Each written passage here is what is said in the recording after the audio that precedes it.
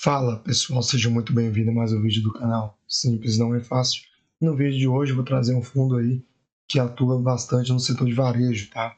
Um fundo aí de tijolo, bem conhecido, RBVA11, tá? Rio Bravo, Renda e Varejo, no caso aqui, né? Eu vou trazer alguns dados aqui do fundo, tá?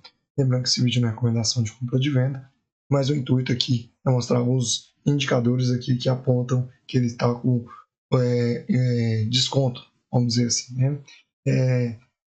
Não se esqueça de comentar aí se você já investe nesse fundo imobiliário ou se qual o fundo imobiliário que você gosta aí desse segmento, no caso de que pega aí o setor de varejo, ok?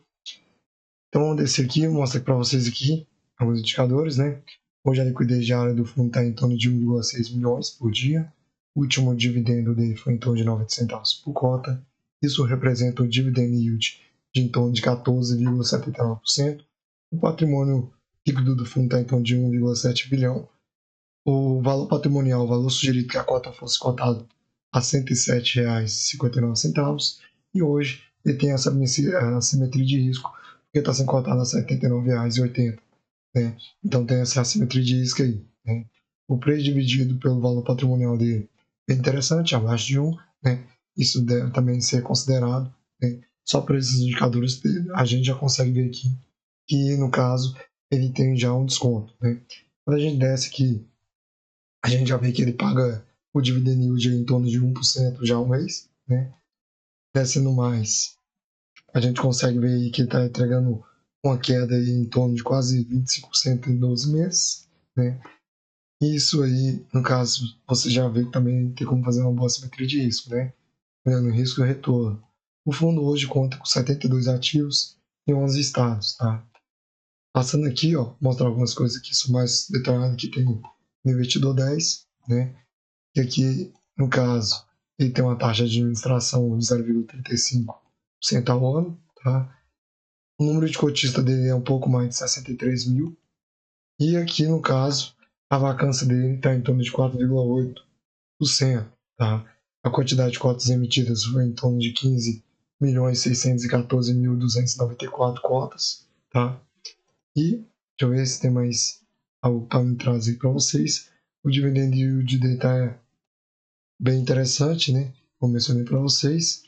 E aqui, tem como você olhar aqui quanto ele está pagando, que já pagou em torno de R$ 1. Bastante tempo, tá? E agora ele pagou 90 centavos nesses últimos 2 meses. Né? Aqui tem como você comparar aqui, ó, o dividend yield dele em relação aos pares dele.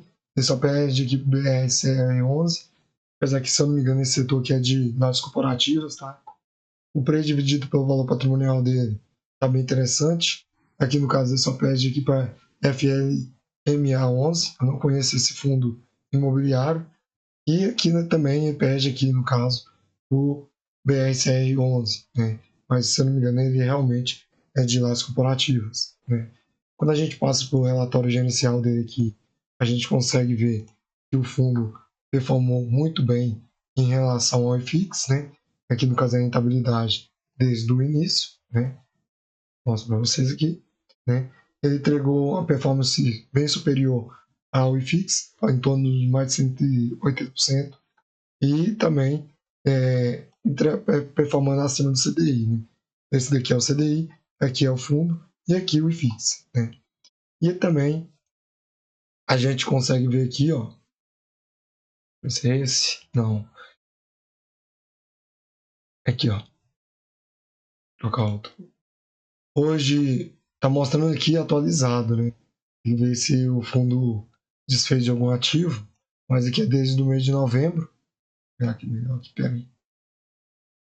Aqui, desde o mês de novembro aqui, né? O fundo tinha aqui em torno de 82 locações aí, tá? Nos imóveis. A maior parte deles detentores são a Caixa e Santander, né? Maior representatividade aí, né? E, e olhando bem aqui, apesar dos dois ter boa parte aqui, tem umas outras empresas aqui bem conhecidas, Açaí, Centauro, Rene, Itaú, né? Grupo Pão de Açúcar, né? E aqui tem como você ver aqui o patrimônio do fundo, né, onde eles detêm a maior parte dos imóveis, 60% está aqui em São Paulo, 18% em Rio de Janeiro, 9% em Minas Gerais, e o resto diluído aí, né, por todo o Brasil. Né. Descendo, deixa eu ver se tem mais algum indicador para passar para vocês. Mais isso.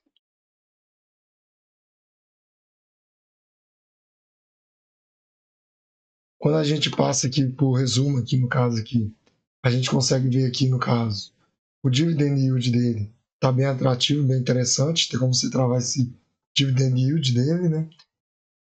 Tem uma assimetria de risco-retorno, né? Então, o fundo aí ele está sendo cotado abaixo de alguns múltiplos dele em relação ao valor patrimonial, se não me engano é R$107, e também está descontado aí em relação ao preço dividido pelo valor patrimonial, né, abaixo de 1. Né? Só por esses indicadores já dá para ver aí no caso que tem uma boa simetria de risco. Isso se enquadraria para entrar na minha carteira? Provavelmente, tá? Apesar que no caso aqui eu levo outras coisas em consideração, né? O cenário macro, né? É um deles também. No caso da ter a elevação de juros aí, provavelmente no dia 29, e isso também pode ser um trigger aí, no caso aí, por alguns papéis, alguns fundos imobiliários, que no caso fica mais descontado. E aí talvez, né, ele se quadraria aí, no caso, para entrar no meu portfólio. Tá? Lembrando que esse vídeo não é recomendação de compra e de venda, tá? Mas comente aí embaixo se você já investe nesse fundo imobiliário, se foi dinâmico eu trazer esse vídeo aqui para você, se te ajudou em algum modo, né, para você investir, tá? E era isso. Não se esqueça de se inscrever no canal e até a próxima.